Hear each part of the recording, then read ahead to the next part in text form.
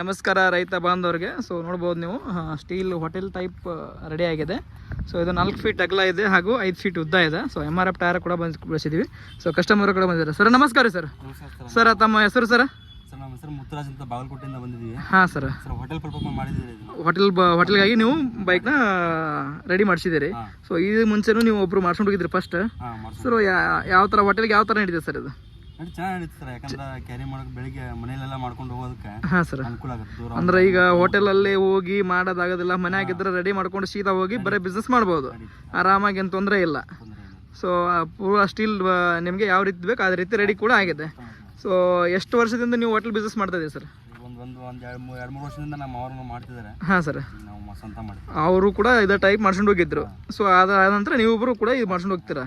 So steel ಬಂಡಿ fully ಜಿಂದಾ ಸ್ಟೀಲ್ನ ಬಳಸಿದ್ದೀವಿ. ನೋಡ್ಬೋದು 3 ಕಡೆ ಇದಕ್ಕೆ ಡೋರ್ ಇದೆ. ಸೊ 2 ಕಡೆ ನಿಂತ್ಕೊಂಡು ಊಟ ಮಾಡ್ಲಿಕ್ಕೆ ಕೂಡ ಸ್ಪೇಸ್ ಇದೆ.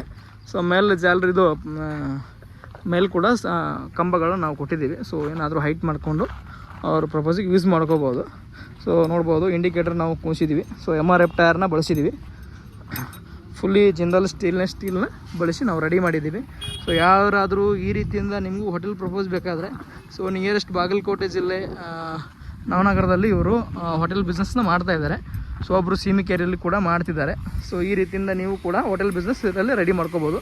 ಸೊ ಇದರ ಒಳಗಡೆ ಯಾವ ರೀತಿಯಿಂದ ಇದೆ ಕೂಡ ನಾನು ತೋರಿಸ್ಕೊಡ್ತೀನಿ ಆಮೇಲೆ. ಸೊ ನೋಡ್ಬೋದು.